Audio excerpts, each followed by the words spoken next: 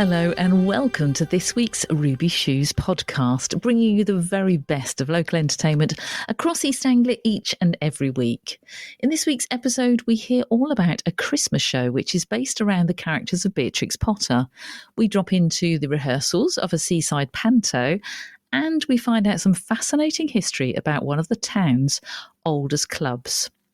First, though, The Tale of Mr. Todd is written by Joanna Carrick of the Red Rose Chain Theatre Company, and the cast took time out of their busy rehearsal schedule to join me for Ruby Shoes podcast literally 2 days before the run began. So here on Ruby Shoes podcast, we're about to delve into the wonderful world of Beatrix Potter to tell the tale of Mr. Todd, who is coming to the Red Rose Chain Theatre Company from the 8th of December right through to the 31st of December. And I am so pleased that I'm joined now by some of the cast from the tale of Mr. Todd. Good afternoon, all of you. Hello. Hello. So tell me, first of all, who's there? Who am I talking to? Emily Jane Kerr. And my name is Evangeline Dixon. And I'm Jack Hayden. So tell me about your characters. If I can start with you. Emily, we'll start with you, shall we? So we all play many different characters. And I start off as Beatrix Potter, but then I play such classics as Mrs. Tiggywinkle and Benjamin Bouncer, who's Benjamin Bunny's father. So lots of different characters. I think we all play, at least 3, if not 4 different characters. Yeah. So it's pretty hectic. Oh, wow. Yeah. Okay, so you've got your work cut out for you. It's really hectic. And you mentioned Mrs. Tiggywinkle. She must be one of the most popular characters, I think. That and Benjamin Bunny. You know, if you didn't grow up with either of those, then it's like child abuse, basically. People love Tiggywinkle. She's cheeky and everyone loves her. Yeah. She's good fun. Exactly. Oh, fantastic. So tell me about the two of you. Tell me about your characters as well. So I play Janie, who is one of the children that finds Beatrix Potter in the attic of her house. Spoiler. And I also play Peter Rabbit, and I play Flopsy as well, who's Peter Rabbit's little sister, I believe. Big sister, actually, I think. Yeah. Oh, yeah. Fantastic. And did you actually grow up with those books yourself? Is that something that is sort of taking you back to your childhood, or was this the first time you sort of came across them when you actually got to play the characters? I like absolutely loved them as a child. Like one of my earliest memories was going to Beatrix Potter's house up in the Lake District, and I loved Peter Rabbit. Oh, I'm so jealous. So when I got the job through that I was going to get to be Peter Rabbit, I was proper chuffed. Oh my goodness! And what about you? Tell me about your characters as well. I'm playing Ben, who is Janie's brother. So they're the two that go up into the attic and start the story off. And then I become Tommy Brock the Badger, who's Georgie Badger, who's always smoking his pipe. And then I play Mr. Todd and Benjamin Bunny. So a fantastic variation of characters. It sounds it, definitely. I mean, that's a lot of stuff to learn as well. And when you're sort of playing all these different characters, how easy is it to interchange between them? Has that taken a while to kind of get your head around? Is it something you're quite used to doing?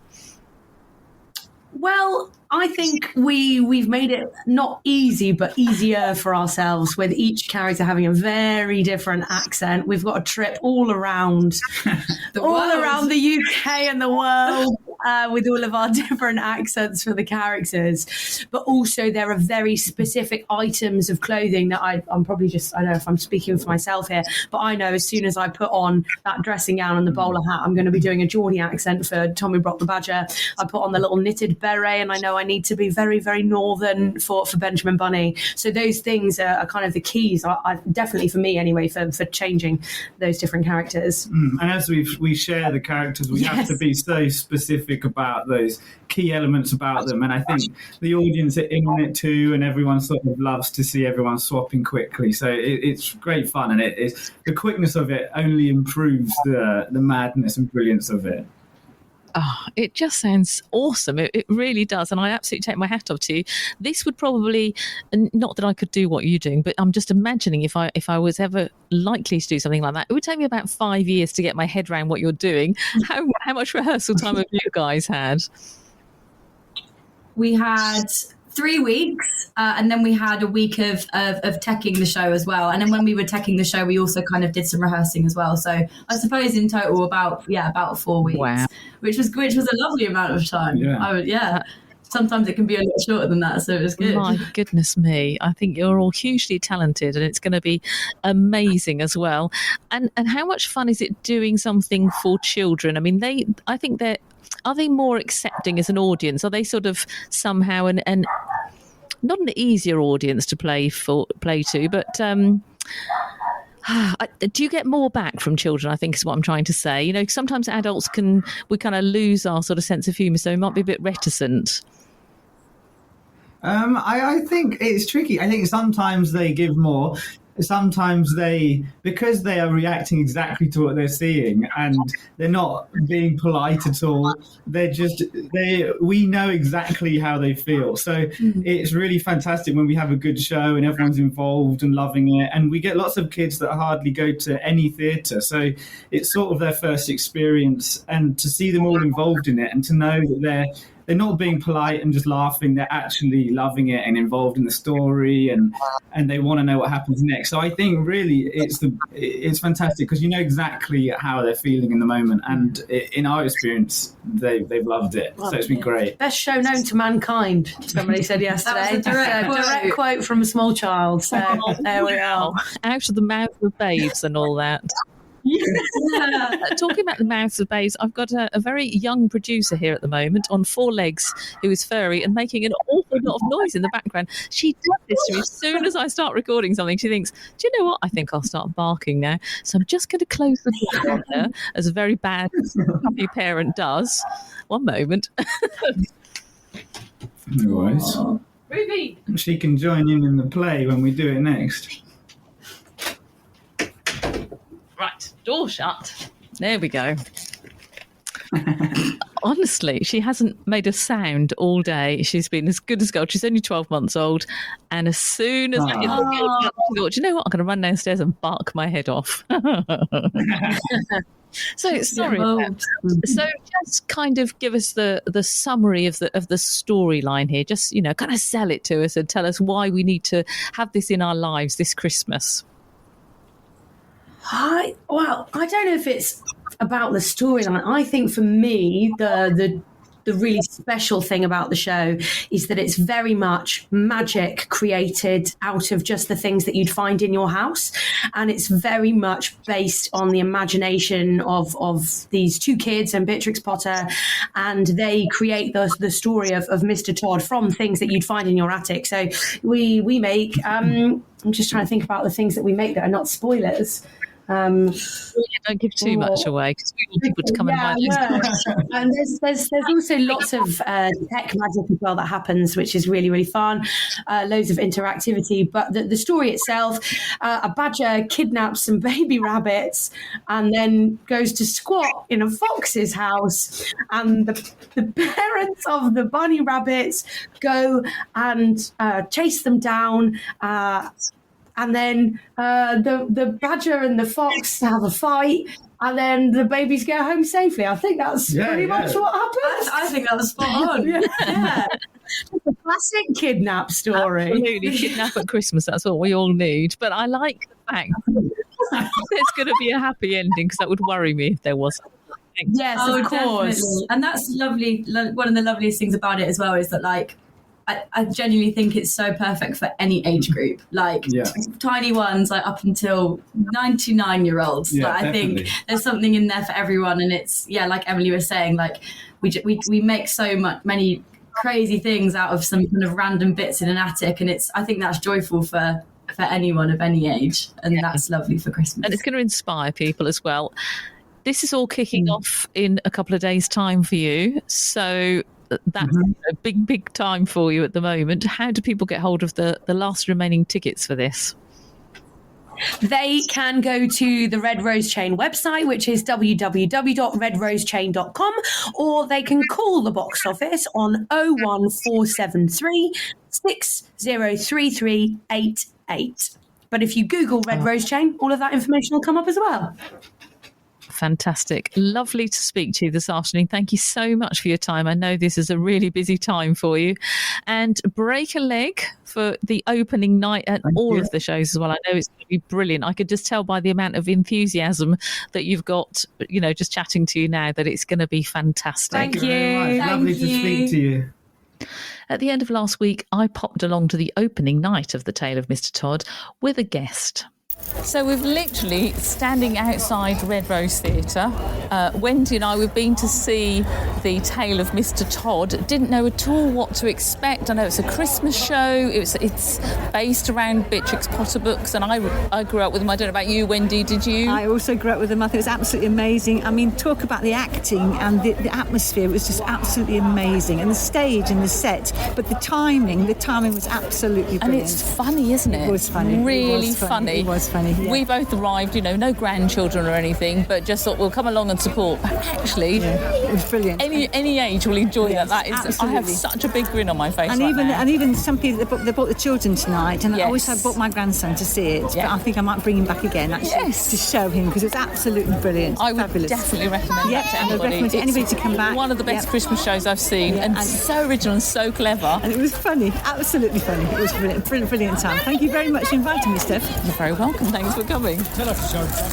Seriously, if you're looking for something to really raise your spirits this Christmas, whatever age you are, you will absolutely love it. I can't praise it highly enough. So clever, so quick.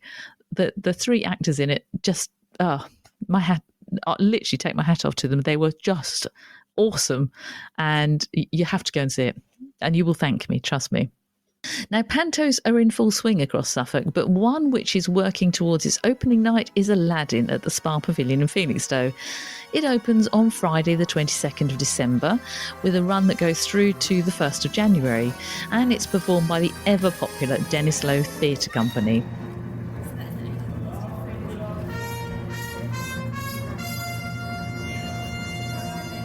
So, here to talk about Aladdin. John, you play Aladdin, so title character. Dean, you're the Dame. His mum. What's his full name?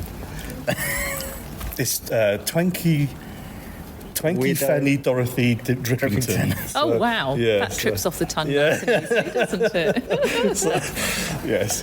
And we're here at the spa. We're literally standing on the stage waiting for everyone to do basically the next rehearsal. So I'm a bit worried we might be in their way, but we're on the corner of the stage, so if they do start rehearsing, fair enough, we'll just shuffle to the side. And I want to grab you before you did start. So, John, I'll start with you, if that's all right. Have you played Aladdin before? No, it's one of the pantos I've never done before. Okay. I've done two others with Dennis Lowe prior to this. That was Dick Whittington and Jack and the Beanstalk about 7 years ago, I think. Yeah. But prior to that, I did a couple in Horsham, Snow White, and I can't remember what the other one was. Probably Jack and the Beanstalk again. I know I've done that a couple of times. Yeah. But first time for Aladdin. Okay. Looking forward to it? Yeah, it'll be good. It'll be different. It'll be very cold in my little vest. But hope I've got the heaters on. Yeah, you're in a nice big warm coat. I am indeed. So it's going to come a bit hard, isn't it? But then, once the lights are on and you've got great. the warmth from the audience, you're going to be fine, aren't you? Yeah, absolutely. It'll be great. It'll be great fun. Got your lamp to keep you warm? I do have my lamp. Yeah. I haven't found it yet, though. Still looking. Still looking for my genie. Good to know. Dean, Wales want to bring you into this as well, because you're Panto Dame. I am, yes. There's quite a lot on that character. I mean, yes, it's a good fun character to play, but actually it's up to you really to warm up the audience and keep them warm, isn't it? It is, but you've got to bear in mind I was trained by the great Dennis Lowe, so I took over from Dennis just before he passed away, bless him. Yeah. And I've done goodness me, about 20 odd seasons with the Dennis Lowe Theatre Company, and a good chunk of those were as Dame. Yeah. And like I said, trained by Dennis Lowe. So, second nature, really. It is, isn't it? So you're not going to be nervous at all? I will be in my song, Steph. But no, the Dame stuff, it's all improvisation, a lot of it. So you follow the script, but and you have to improvise with this one on stage with you. So it's okay. I'm terrible. Terrible. Is it different every night, is it, John? Well, not on purpose necessarily, but sometimes, yes, it's intentional. Just wander off. Yeah, fun. That's what makes it fun. It It's does. a good challenge. When you muck up, the audience love it, don't they? They do. Actually, They love sometimes it. they're the best bits, aren't they? To be honest with you, in the past, if we've messed something up and it's got a laugh, you keep it in. Cool. Yes, absolutely. They love it. They love it. Yeah, and they're waiting for it They sometimes. can see it as well. They can see it in your faces. Sincerity, you know when something's staged and when something's real. Yeah. Exactly. Yeah. But, that's the funny bit, because they know that you get on so well Yes. and they love that interaction. And so you can play with it, can't you? And we'll all work with each other in so many different things. So, it's, we all know each other and how each of us perform, don't we? We did Priscilla together, was it last year? Year before? Last year. Yeah. Fantastic. Yeah. So, That was a laugh, wasn't it? It was brilliant. Yeah, it was a good show. yeah. I'm staying out of the tights and heels this year. Just for one Just for one. and then back in them Back again. in Saturday nights after Christmas. That's right, yeah. You put the itchy tights away now, haven't you? Yeah. So how are the rehearsals going?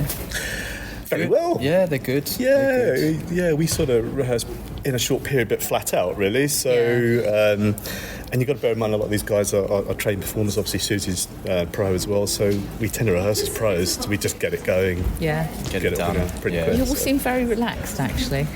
Why would you stress? I'm stressed for you. It's entertainment. You can't stress about entertainment, can No, you? okay. You've got to relax. Absolutely. And even though panto is sort of laid back and it's improvised, you've still got to keep your eye on the ball. So, you've got to be fairly keen. And that one over there, Mrs. Susie Lowe, make sure we keep our eye on the ball. And she keeps it tight in rehearsals. So. She's keeping an eye on you now, to be fair. She's only a few steps away, so she's like, I'm keeping an eye on you. My philosophy is know where A is and how to get to B, and if you get there, great. Yeah. That's it. That sounds Get like from a the good opening credits to the philosophy, John. finale, that's Yeah. great. What happens in between doesn't matter. Yeah. As long as it's funny and it tells a story. And if you don't know your line, someone else does. Yeah, those bits are always best when you both stare at each other and the audience thinks, okay, one of them has forgotten their lines, but you've got to work out who it is. Oh, brilliant. Yeah, well, Dennis Lowe was like that, actually. You'd be on stage with him and he'd look at you and you're thinking, oh, no, he's forgot this time. And you just kept it going until he picked it up and off he goes again. But then he'd always make it look like it was you. I think is the sign of a true professional. Absolutely. Yeah, he knew what he was doing. Yeah. Exactly. Yeah. Throw your fellow person under the bus and get a laugh. We're not really selling it, are we? We're just basically saying how we don't know what we're doing and best of luck, But everyone. I think that's why our audiences love us. It's fun. They're going to have fun. We have fun. They have fun You've too. just said And- you're all professionals. I know you're going to put on a brilliant show, but actually it's quite nice to get the kind of the inside track as well. Yeah. I think the audiences come to see that. They love those moments, and we're well rehearsed. That's mean we can pick stuff up and carry on going. So Lots of popular songs this year as well. There's some really Lots good of songs, dances actually. as well. Yeah. Something for everyone. Kids will love it, Yeah.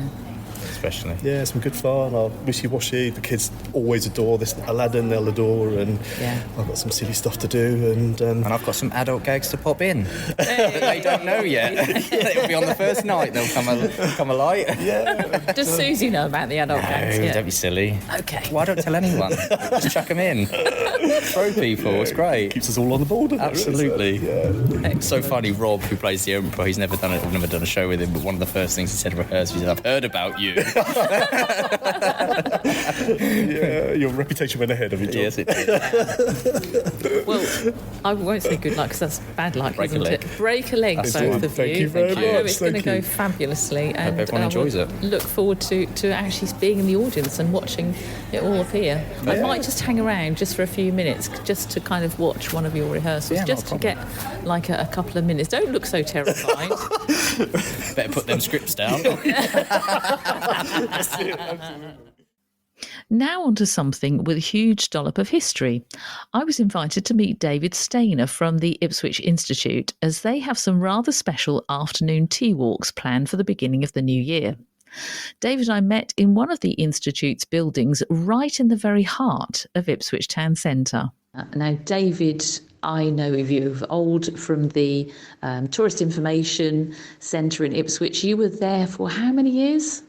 I was at the Tourist Information Centre 22 years. Oh, my goodness me. But I was at the Borough Council for 41. Yeah. 41 years. You must have literally joined in short trousers, that's all I can say. Absolutely. Went behind the ears. Yeah, I didn't even do school, went straight from, reception into a job. And we're sitting in a room in the Ipswich Institute here, and it overlooks the magnificent tower of St Mary Le Tower, which is a great place to start our tour, because this Ipswich Institute, I haven't been in here for a lot of years, but it's something that's quite undiscovered, I always think. Tell me more. Yeah, it's a complete gem, Steph. I mean, I'm impressed that you've ever been in. It is a hidden gem, although we've been here 200 years. In fact, 1824. So 2024 is the 200th anniversary. And as well as our normal programme, we're working on celebrating that anniversary year with special talks, courses, lectures, guided walks and all those things. Not just about the Institute, but Ipswich and around the world in 1824. So we're going to have a really great year. So what is the Ipswich Institute? Do you have to join it? Do you have to be a member? For the majority of what we do, yes, you need to be a member. As I said, without boring you with history, in 1824 it was set up as part of the Mechanics Institutes, which was set up by George Birkbeck. George Birkbeck is the name behind the Birkbeck College in London, so quite a famous name in education. And obviously times were changing in Victorian times, with becoming more industrialised and such like, and especially in a town like Ipswich, which had been agricultural, and you had people like Ransom's and all these people setting up factories. And of course, most of the workers were agricultural and were illiterate. They'd had no education. So the Mechanics Institutes were set up all over the country, and some towns and cities have still got them, Nottingham, Leeds, and places, Oxford and such like. And Ipswich is not only lucky to still have a Mechanics Institute, although we dropped the word mechanics these days, we still exist pretty much as those original ones did. Although these days, education is with a small e, and it's for fun and leisure learning and lifetime learning. So we run series of courses, daytime courses and evening courses, and the daytime programme is what you really need to be a member.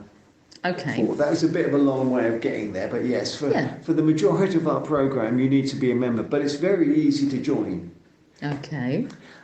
Basically, you can do it online on our website, or you can walk into our main reception in our library building, and we'll go through where all this is in a minute. And currently, for an individual, it's £65 a year, and you can also have a household membership, so basically all the family can join, and I think that's about £105. Okay. But it's for that, first and foremost, you're joining a great library in the town centre. It's a members' library, and you can take up to 12 books and CDs out at a time. So if the whole family's there, yes, you can take out dozens and dozens of books if you wanted to. It's a reading room, so you can come in anytime you like and have a read. We have all the newspapers, magazines. People bring their laptops in, because we also have a student membership, which I think is about £25, much reduced anyway.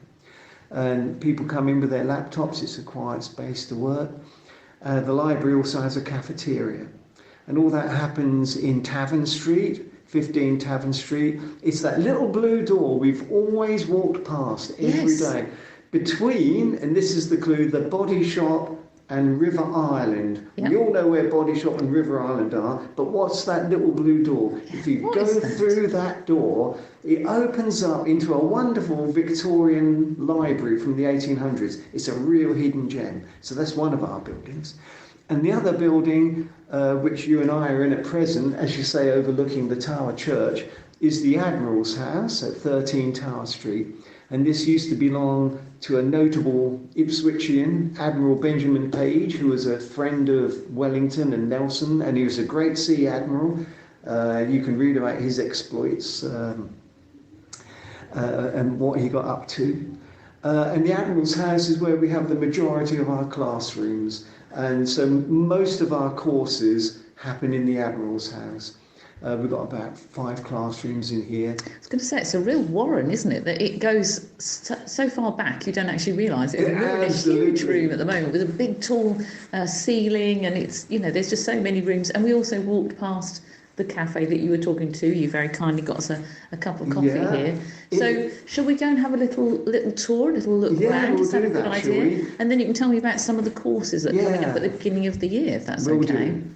Next week, in part 2 of our chat with David Stainer from the Ipswich Institute, we'll find out more about not just the brand new afternoon tea walks they have planned for the new year, but also some of the other brilliant classes you can get involved with too.